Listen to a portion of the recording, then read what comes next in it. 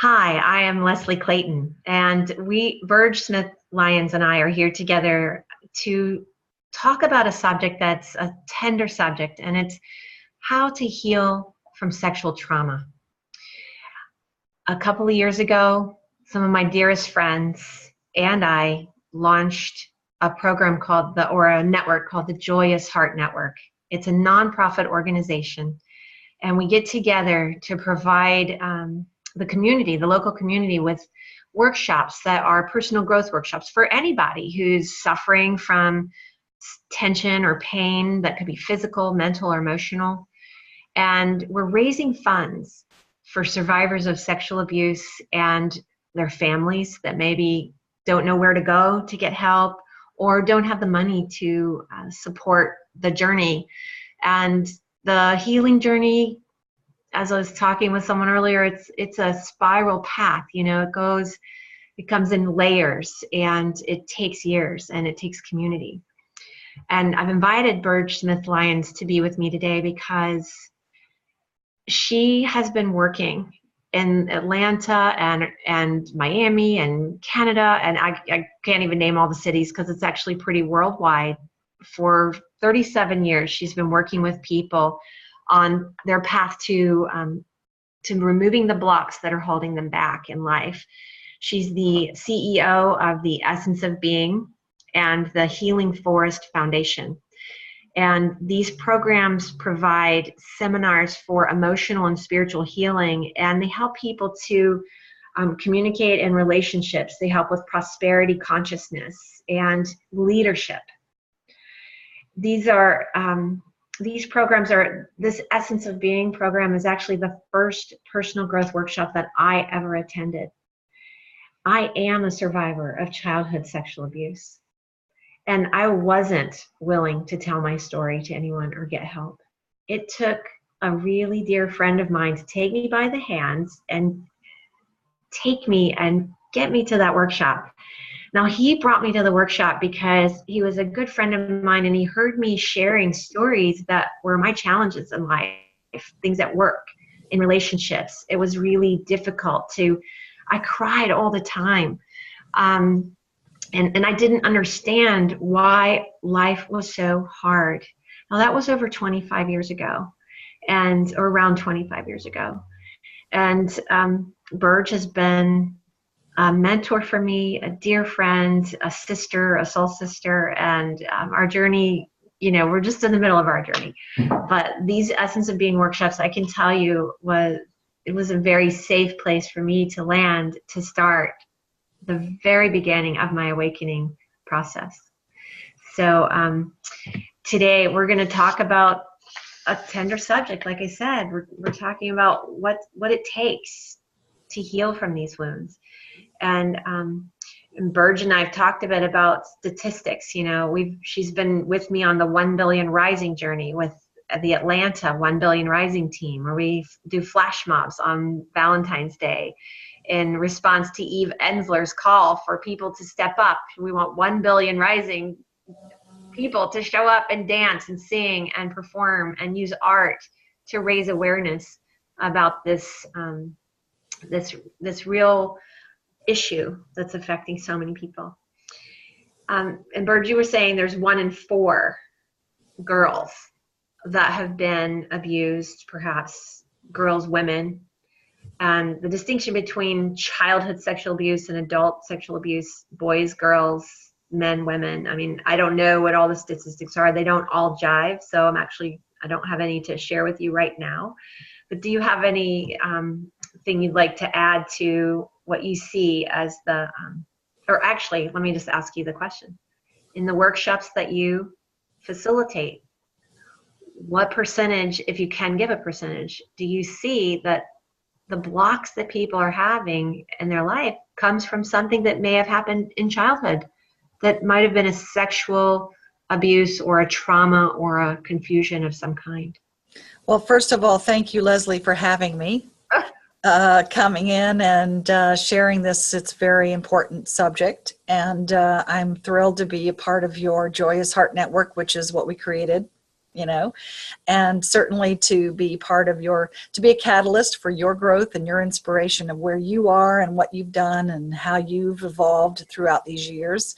So yeah, it's been 25 years since your awakening, and it's definitely been a journey that I've admired and supported and am honored to be on with you. So the essence of being, definitely, there's many programs that I do and that I offer, and I call them play shops because nobody wants to really work necessarily, but we call them workshops, play shops. And I guess the percentages of the people that come through in these public workshops, because I do private ones as well for companies, but the public ones that I work with children and adults, families, those types of involvements, I would guess, and to say in the last 36 years that I've been doing this kind of work, and the 25 years with Essence of Being, about 50% of the people that come through share some form of trauma around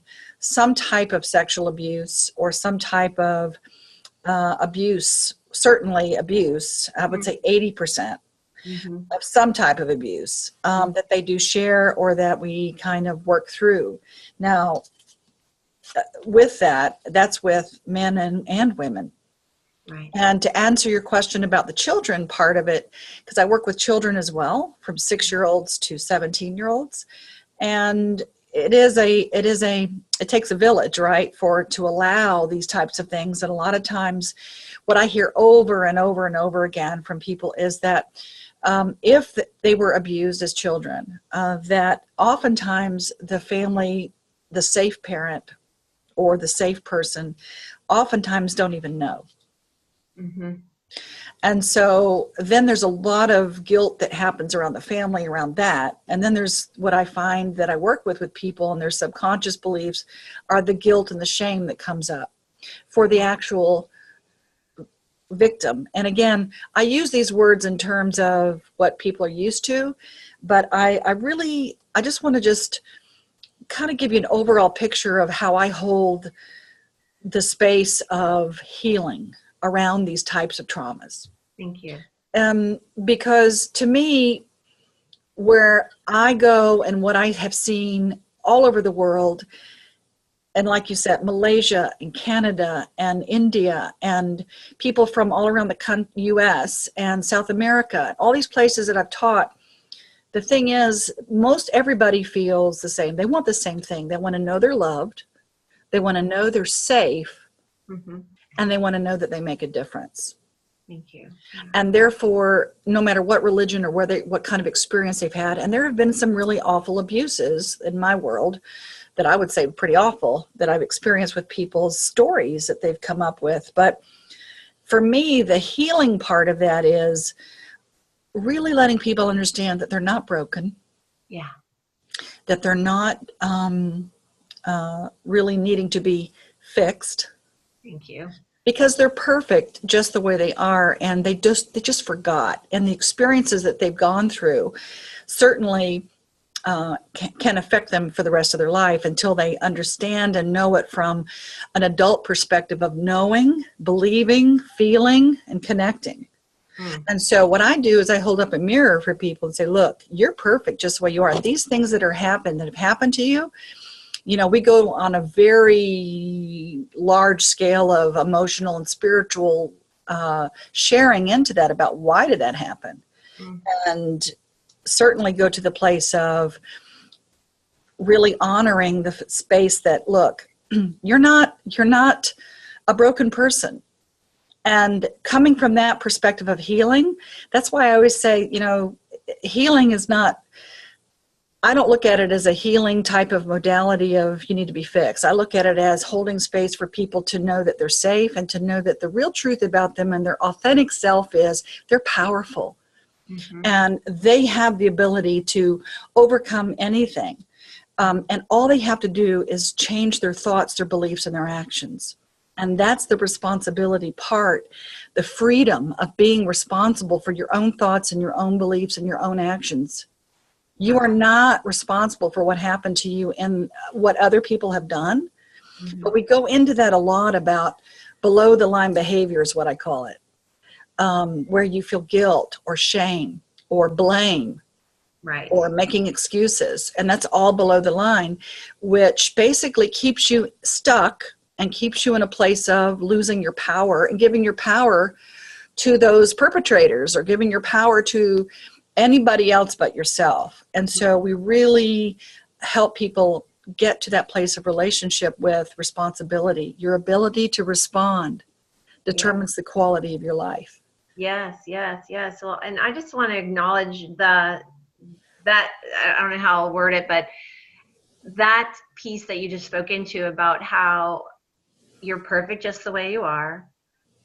It's, right now in this moment, those things may have happened to you, but right now you are powerful. All the ways that you give those messages to your students, to your participants, that subject is so important because as people are suffering, they're wounded.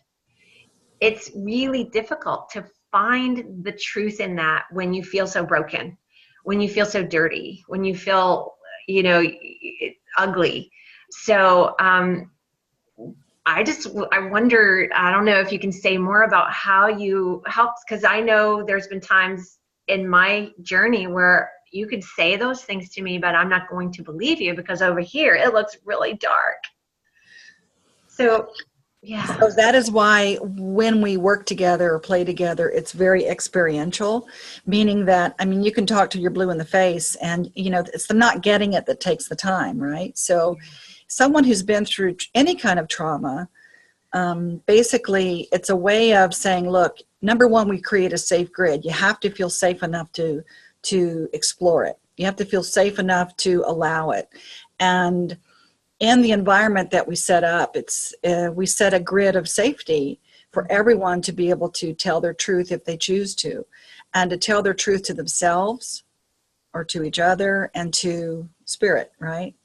And because a lot of times what I have found is that they're very angry at God, or they're very angry at and upset and scared. Yeah. They vacillate between being scared and angry, or emotion shut down. And that's what you're talking about, is I can't feel it. I don't hear it. I feel this. And so it's not connecting what you're saying. Right. So we give experiences, and the experiential, the cellular shift that we create is what it really takes, in my opinion, instead of just talking to you. So can you say more about what safety for someone who's never gone to a personal growth workshop? I'm not one of those people. I go to them anytime I can. But for someone who's never gone, because I wasn't about to go. I had no desire to go share my story or to go into a group workshop. What does safety look like or sound like, or what does it be like? Well, let me throw it back to you. Oh, okay. Let me throw it back to you. When you went through it for the that was your very first experience, right? Of that kind of an environment. And all through the different workshops that you've been with me on, for you to be able to feel safe enough to allow a shift, to allow discovery, to allow connection with other people, to allow your emotions so you can feel, it's a process. But I'm feeling my feelings right now. I'm feeling so emotional because I'm remembering how scared I was. I was so scared. Yeah. But, what it took was really my friend Joey Farr. Right. Telling me several times, he told me, Leslie, you don't have to say anything that you don't want to say. That's right. You are in charge. It's all up to you. You can just be there and just see what other people do and what it looks like. And he just, he just kind of kept confirming several times before I went. And you are in charge is really important, because for someone who is a victim, or feels out of control. Right. Feeling in charge is huge. And what a great thing for him to say. And you did, and you came. And so to answer from my point of view about what makes it safe is that so there's so much love. Yeah. There's so much love in what we create together, that everything unlike love comes up for the purpose of healing. Mm-hmm. So that's why these things work so magically for me. I mean, it's just amazing that when there's a lot of love present, love pushes up everything unlike itself for the purpose of healing it. Mm-hmm. So that's why relationships, listen, if you want to heal something or if you want to, grow, Yeah. get into a relationship or have a kid, right? So those types of things push up that love. The love is there. It's really, really profound. And so that's the safety piece. Mm-hmm. And so we come from a loving perspective and we bring in a lot of love in that room. Yeah. A lot of love in our hearts to be able to open up the heart chakra and be able to open up people in a way that, whatever they feel comfortable with, allowing. Mm-hmm. And it deepens, for each workshop because we have, gradual shifts and they can go to other levels. Mm-hmm. But that to me is what makes it feel safe, is that we give that energy of love that people can feel maybe for the first time that they're supported. Mm-hmm. We give them an opportunity to trust because betrayal is so prevalent in their stories. Right. And certainly most people have been betrayed. I mean, I asked that question, how many have been betrayed? And everybody raises their hand. So trusting yourself to discern Right. and attract to you trustworthy people, trusting other people that they're not going to quote judge you or blame you or shame you or any of those things. And then of course, trusting spirit in the universe, God, whatever you want to call that, that it's got your back or they've got your back, even though at some point you may have felt you've lost faith in that. And so we give people a faith lift. Yeah, absolutely. Well, I will say that that workshop, I guess it was 1994 actually. So it's, 4 years ago. Yeah. I mean, yeah. Wow. So the experience of what love is, at that time, I could say, I know my family is a loving family. I have an amazing, loving family. My mom was like the most loving, adorable woman. And there was a part of me that couldn't feel. I could see it on our faces and I could feel somewhat, but there was a block, which is perfect because we do the blocks game at Essence of Being. And it got blown wide open. And I, for the first time, really did feel that experience of an open heart. Like it was undeniable. And my ability to connect with others and feel, feel like we are one, like that oneness conversation. I saw it, I felt it. It was amazing. And you've been doing this for so many years, and there's more to keep doing because we all open and we close, right? That happens. And it's so the part about that's kind of cool though is I call it the unconscious incompetence. So you come to these weekends or you come to these experiences and you open like you did, and basically I visualize it like you're under a rock, and so all of a sudden you have these experiences and you crawl out from under the rock and you go, oh my God, I'm under a rock. I was under a rock. So now you're consciously realizing what's happened. So unconsciously, you're incompetent. You don't know what you don't know. And then you crawl out from under the rock and you look at the rock and you say, oh, now I know what I don't know. So now I can go on my path and learn, right? But you can always choose to go back underneath the rock. However, I do that a lot. However, you never go back to the unconscious incompetent because you always know there's a rock there. Right. So the good news is, yes, you can absolutely crawl back under the rock and hide and go under the covers or whatever you want to call it. However, you have the ability and the knowing now that you're there. So you never go back to the unconscious incompetent level. Right. Beautifully said. That's so true. You can rise to the conscious incompetent, and then you do workshops and you study or you look at books or you connect or you have these abilities to consciously choose what you want, and now you're consciously competent. You know what you know. Mm-hmm. And then the next level above that is the unconscious competent. Yeah. which is where things just open up and you're in the flow and it's perfect. You don't even have to think about it. You don't even have to do affirmations, which I call little lies you tell yourself until they become true, right? Right, right. You don't even have to do those, and things just kind of open up for you. So we go back and forth between all of those levels, but you never go back really to the unconscious incompetent. Yes, yes, yes. So what you're describing to me is the perfect lead into the dance. You know, it is a dance, right? We're dancing. We're dancing.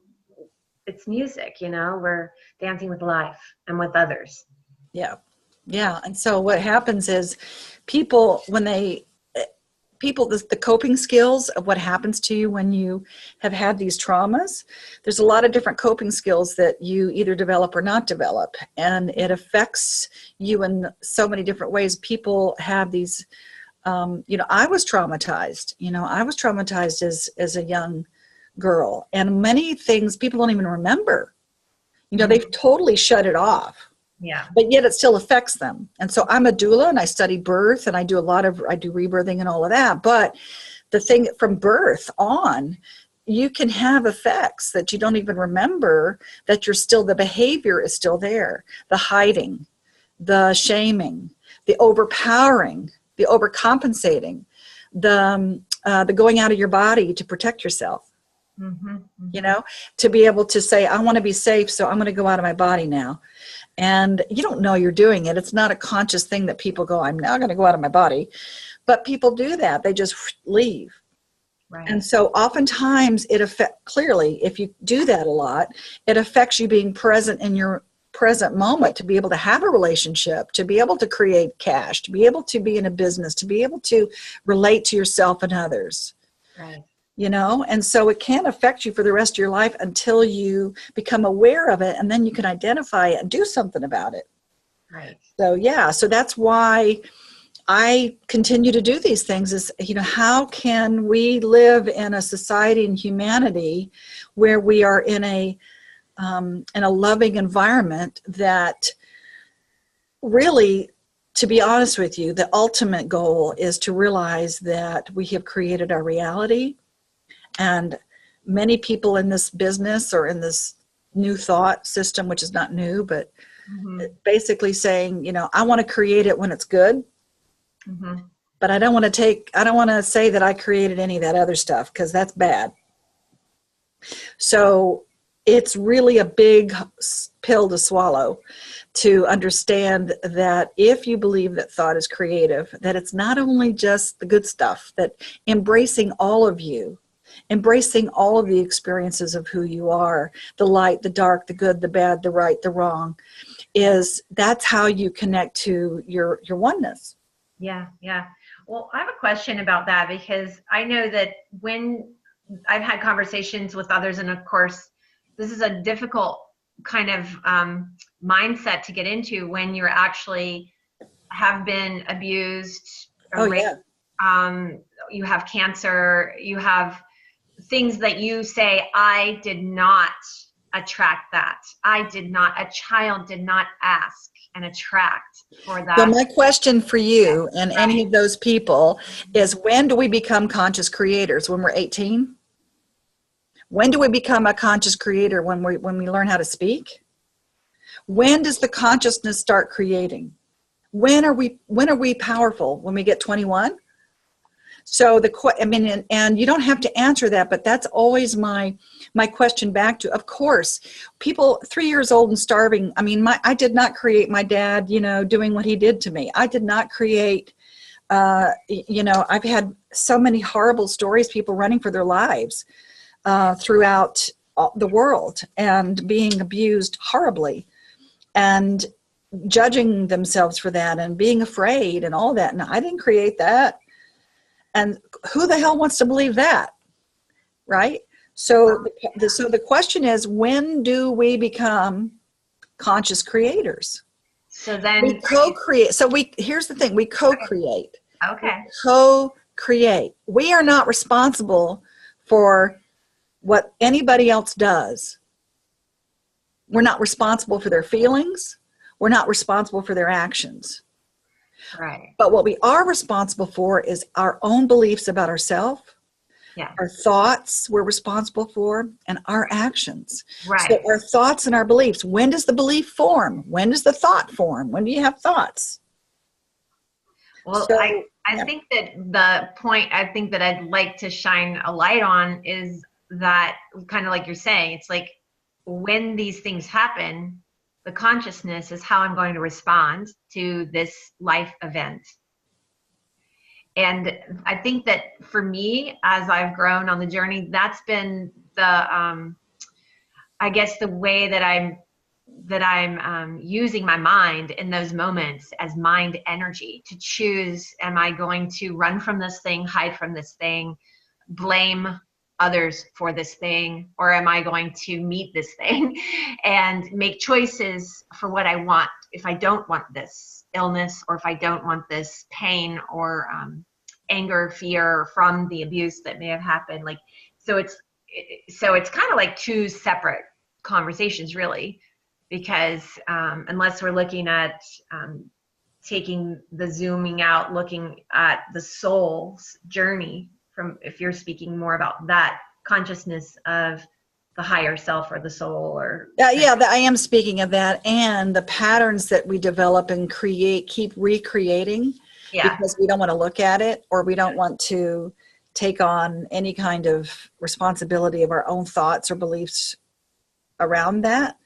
Oftentimes we will recreate different patterns or the same pattern in our lives if we don't shift, at least acknowledge that it's there, and then shift it to what we really want. And so, for instance, if we feel guilty about something that's happened to us, if we're ashamed, then guilt demands punishment. If we are vibrating guilt, if you believe that thoughts create reality, or thoughts vibrate, which they've proven now in quantum physics that thoughts actually do vibrate, and so do our beingness vibrates. We have vibrations that you can't see. Mm-hmm. And the synapses in our brain actually fires exactly the same way when we're thinking about something or when we're looking at something. And the synapses actually fire exactly the same. So our brain doesn't know the difference. Mm-hmm. Mm-hmm.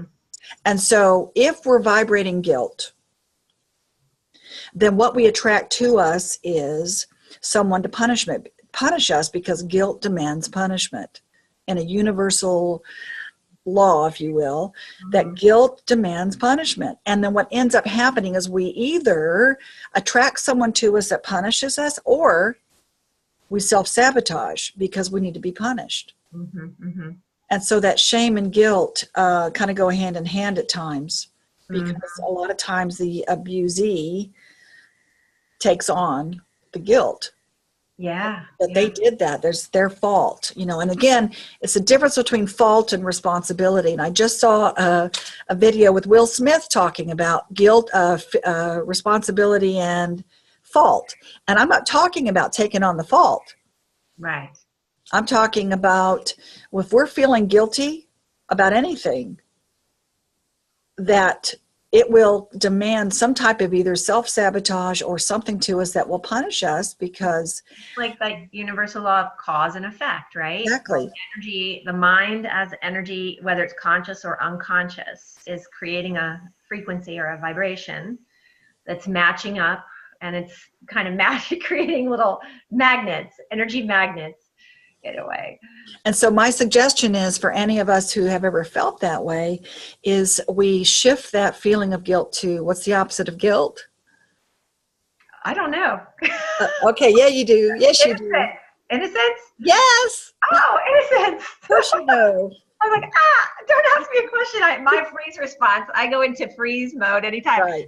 That's first grade school teacher's fear.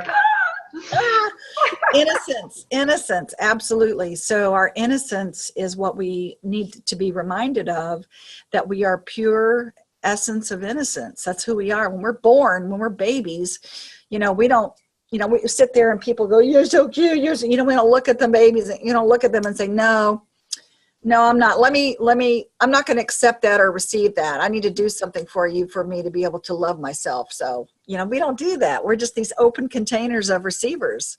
Mm-hmm. And so we learn, it's a learned thing. to not receive the love, or to shut that out, or to think we have to give back, or think we have to, that we're not worthy, you know? Yeah. So, and these little incidences, and sometimes not so little incidences that happen, they just kind of build on each other. And what they've also proven now is that our thoughts can actually create illness in the body. Yeah. And, you know, we've known that forever, right? So, I mean, stress causes physical illness. And where is stress? You know, it's right here. Mind energy. Exactly. And so if the stress is there and that causes your physical pain, then it, you know, it makes sense that it can actually cause, if you hold in your anger, or hold in your guilt, or hold in your shame, or hold it all in and not allow it to dissipate or to release in some way, and you just hold it. It's like holding a beach ball underneath the ocean. It takes a lot of energy to do that. And most people are afraid to let go of their beach ball. And so it can cause sickness and dis-ease, right, in the body.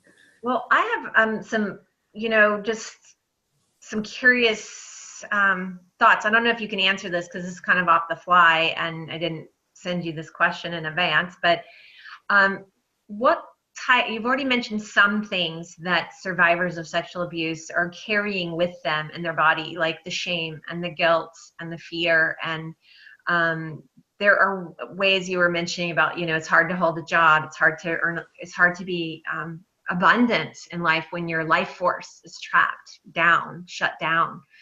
So when you, if you could just name some, I'm wanting to, for listeners who may be having some challenges in their life, and maybe they are survivors, maybe they're not, but for survivors specifically, there are things that you may not even know is causing those issues. Like, you may not even know that sexual abuse is the cause of certain issues. I think that's what I'm trying to get at, is that I didn't know that my power struggles at work with my boss was somehow kind of related to the issue. Like, I couldn't get angry. So my anger was turned in and I didn't know how to express or communicate. So anyway, there's an example. But are there some other things that you could kind of point out that someone who's listening might go, oh yeah, I see myself in that situation? That could Well, like I said, you know, go out of the body a lot. Yeah. And not be present. Are you talking about certain things that people might experience from challenges, behavior? Yeah, behavior. You know, you've already mentioned quite a few. I was like, well, depression, you know. Yeah. Depression, the behavior of not being able to communicate well with another person, trust, not being able to trust the world. Yeah. Not being able to trust another person enough to be intimate. So the intimacy is scary. Yeah. And you can go to the other side of that where you have no boundaries. Mm-hmm. You can have all boundaries up and walls up and not be intimate. And on the other spectrum of that is you're totally no boundaries and just want everybody to like you, you know, and you'll do anything.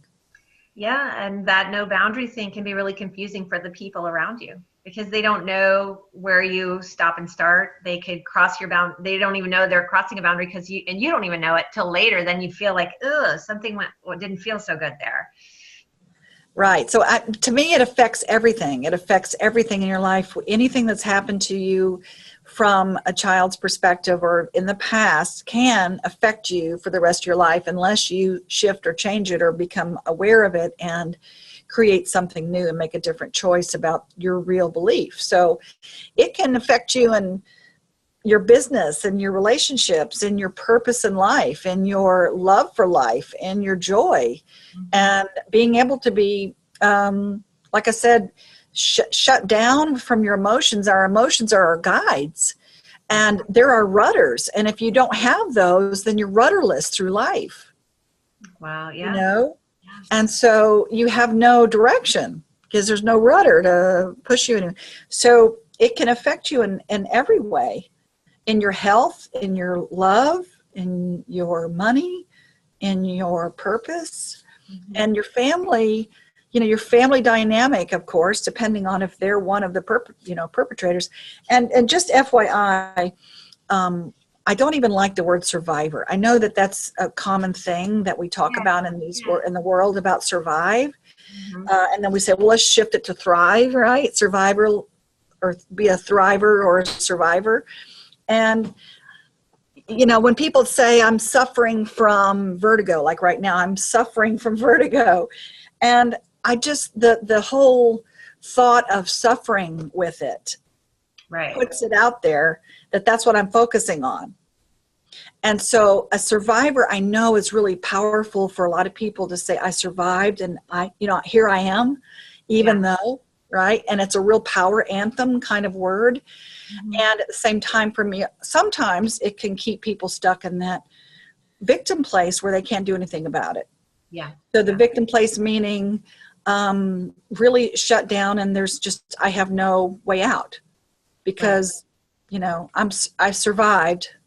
So now there's nothing left, Mm-hmm. So I just am mindful about how we use these different terms around it. And for me, I know whatever works to create people to feel empowered, I'm all for that.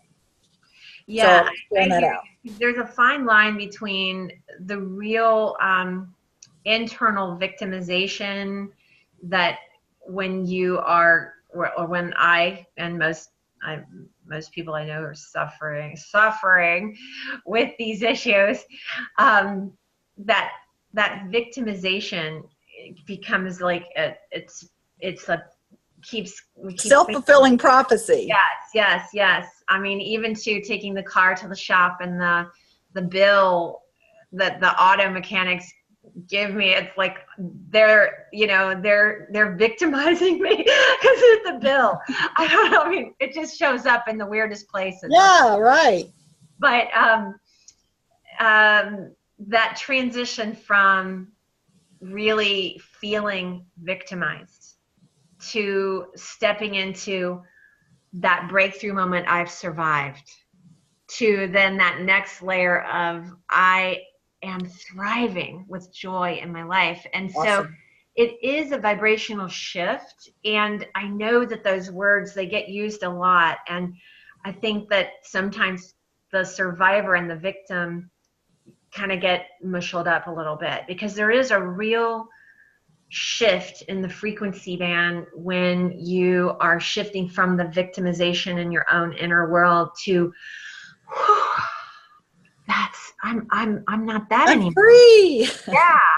And then there's another layer to that. And at one point in my healing process, I had a healer who worked with me on a very personal, private level. And she said, now, Leslie, you don't ever have to tell the story again. Right. Don't identify with the victim anymore, because that's what I was doing. I was watching the repetitive pattern of challenges I was having in relationships. And it was really hard to see past it. And for a long time, I chose not to tell those stories. And so it's interesting right now with this process and this series of interviews and starting the Joyous Heart Network, because I want to share the resources that have helped me become, where I'm at and how I'm becoming more of myself and in alignment with my life. I want to share. So I kind of have to revisit the story again. So it's kind of an odd thing to be kind of clear. I am free and I am thriving in so many ways. But you're telling it from a point of view that you're observing, not living it. Yes. And that has taken a long time. But it took a period of years where I had to stop identifying with the victim. Right. And that's what that's what I was saying, is that we get caught up and get stuck in that place, right? Sometimes. Yeah. And just knowing so there's the breakdown, then we break through, and then we break free. Yeah. So, yeah. So the break, that's what I'm all about. I mean, we can have breakdowns, and most people grow and learn these things through their breakdowns and keep doing the breakdowns to learn. And so there's another way to do it. Once you break down, you can use that to break through. Yes. And then you use that to break free. Yeah. So that's important. And the other piece I want to remind us is that it is a community, that it is a...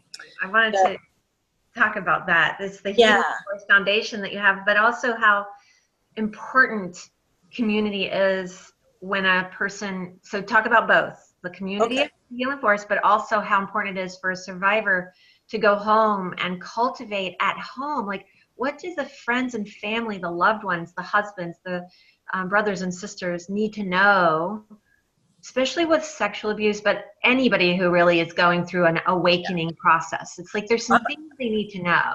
I'll give you very specific things that you can say. And let me address that, and then I'll go to the Healing Force. There's specific things, because for me, what a family member or support system looks like is being able to hold space to keep, what that means is basically allowing people to feel safe. Safety is number one. Feeling safe, meaning I'm not going to judge you. Yeah. I'm not going to try to fix you. There's nothing wrong with you. Yeah. And I'm here for you, and you're not alone. Thank you. Yeah. And so the words that you can use are things like, I can only imagine how that feels. Mm. I mean, if you know about it, right? So you could say things like, I can only imagine, or I can't even imagine how you feel. Mm-hmm. And I'm here for you. Mm-hmm. You're not alone. Mm-hmm. I support you in whatever that looks like for you. And I know that you'll be able to tell me what that is at some point. Right. Because a lot of times people don't know. They don't know how. You say, how can I help you? I don't know. Right. It's like when people go through death, right? When you go through grief and all of that, same thing. I don't know. That's right. You don't know. You don't know what you don't know. So you have to just explain or share or tell your friend or your family member, look, whenever you figure that out, I'm here for you. And you will figure it out. And you'll figure out what it is that feels good for you to know that you're not alone. Mm-hmm. So part of what we talk about is what you focus on expands, right? What you focus on gets bigger. And if the family member is focusing on safety and allowing, not pushing, and having the empathy of saying, I can only imagine, or I can't even imagine, but I'm here for you. Mm-hmm. And that allows the person to really feel, just to let the guard down a little bit, to feel safe, that they can be in their body and safe in that environment, that they're not going to be pushed or judged or hurt. Right. That makes sense? Yeah. Yeah. So those are some of the very key things. And having the empathy, going behind the emotion, is really important. And what I mean by that is, I call it getting gotten. That if somebody can be really upset, and if you try to address that upset, it doesn't really work. It only makes it worse, or they get angry, or, So you go behind the upset to figure out, what are they really saying? So what are they really feeling behind the upset? If somebody is not, they're saying, pass me the salt, damn it. Mm-hmm. It's not about the salt. Mm-hmm. Mm-hmm. So you go behind that emotion and say, I hear that you sound angry, or what I'm getting from you right now is you feel angry. And you just basically call it on them and say, here's the emotion I'm feeling. Is that what you're feeling? Name the emotion instead of the... You don't go to the words, you go to the emotion behind it. Yeah. And you say, I hear that you're really upset. I hear that you're really angry. Are you angry? No. Well, I'm getting that you're angry about something, and when you're ready to share that, I'll be happy to. No. Right. So there are ways, but what I teach people how to do is to get the because I'm a communication expert, they call me, but being able to get behind the words and go to the emotion, which helps you become empathetic toward that person. And Right. that works for anybody, not just Yeah. Yeah. That's just being human and emotionally mature, learning how to be emotionally mature. And is that how the bubble talk, the book you wrote, the bubble talk, is that part of that technique? Well, bubble talk is the unconscious thoughts that keep you from getting what you want. It's sort of like it's that bubble above your head in a cartoon character. Mm-hmm. And this is what you're thinking up here. This is a block, a subconscious belief. Even though you're saying, I want to be safe, up here, I'm not safe. Saying, I want to be loved, I'm unwanted. I trust you, I don't trust you. You're going to leave me. You're going to hurt me. So the bubble talk is that unconscious or subconscious belief that you have going on. And so what happens is when people say one thing and their beliefs are different, they're not aligned. And so what we say is, let's align your subconscious or your unconscious to what you really choose and what you want. And that way you can create all of your desires. It's sort of like driving a car, and you put your foot on the gas, and that is your conscious desire. That's what you want. Yeah. But you're also driving around with your foot on the brake, which is your resistance to it, or your belief that you can't have it, or a subconscious belief that's blocking it. And so what most people do is they let go of their desire. They let go of their gas. Mm-hmm. Because everybody knows how to let go of what you want. Everybody knows how to settle. Yeah. It's not meant to be. I'm not supposed to have a relationship. I guess I'm going to be lonely for the rest of my life. I'm not going to be able to be intimate again. I'm not going to be able to have the money I want, or the job I want, or the business I want, or whatever, or the purpose. I was supposed to play big, but I guess I'm not gonna. Mm-hmm. So we let go of our desire. Mm-hmm. And so what we do in all of the things that we play with people in Essence of Being is we help people let go of the brake. We help people let go of support people in letting go of that belief that blocks them, that bubble talk. Right. Therefore, they can go for it. Yeah.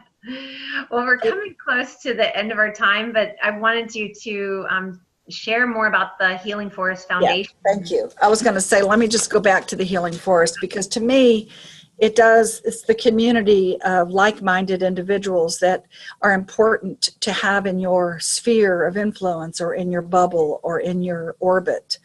And so what the Healing Forest concept is, it's a Native American term where you take a sick tree out of a sick forest and you nurture it back to health.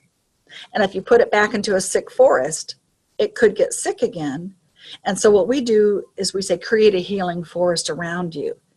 People of like mind, people that can remind you of who you really are, and not to be afraid, and to step into your power, and to not blame and give away your power, and to say things like, what you focus on expands, and if I can't, I must, and the most powerful force I have is what I say to myself and believe, and all these things that we help people remember, that they're not broken.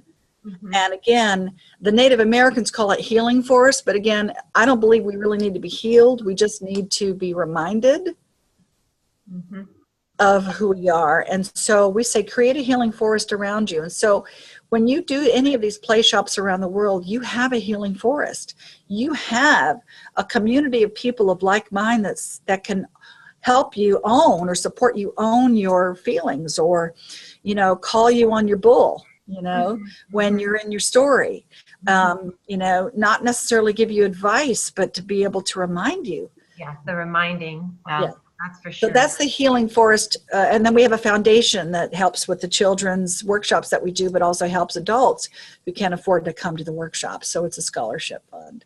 Right. And the Joyous Heart Network that we've started is also giving to the Healing Forest Foundation. So yes, just to support people to be able to take these workshops. And you have a workshop coming up, and this video that we're doing is going to be playing hopefully on YouTube for a while. But your workshop is an Essence of Being workshop this coming weekend? Yes, if you go to essenceofbeing.com, That will give you our entire schedule for the year, but the one coming up now is in Atlanta this weekend, February 16th through the 18th. In Atlanta. I just did one in Fort Lauderdale last weekend. So we just did that one. The next ones that we're going to be doing in New York and Atlanta and back into Fort Lauderdale will be in April. And then we'll have more in Atlanta in May and June. And then I'll be going to London in June doing them there as well. Amazing. And yeah, so we'll have these Essence of Being and other types of workshops, because that's not the only one, but that's our flagship. Yeah. It's wonderful work. It's so transformational. It's the best. So, and we're also wanting to put the news out that on March 3rd, 2018, here in Atlanta, we are co-creating a sacred healing process, and it's an event, not necessarily a workshop, but it's an event, and we're wanting to answer some questions about how to heal sexual trauma. And we have a discussion panel. Burge Smith-Lyons will be on our panel, along with Colin Tipping, Joanne Tipping, Asha Lightbearer, and Debbie Unterman, and some of my dearest, sweetest friends. So it should be quite an amazing event. We're putting together some beautiful heart-opening experiences, and this program, March 3rd, is for anybody who just wants to learn more about how to support people who are on a healing path, on a healing journey, especially learning about childhood sexual abuse. Some of the answers, some of the questions we'll be answering will be about that, and a really sacred process. So anybody who comes will receive a beautiful experience for sure. Anything else, Burge, that you'd like to say before we close our talk? Sure. I just want to remind people, you know me, I'll talk forever, but this really, for things to change, first I must change. And the part of the what you focus on expands, again, is not just a woo-woo concept.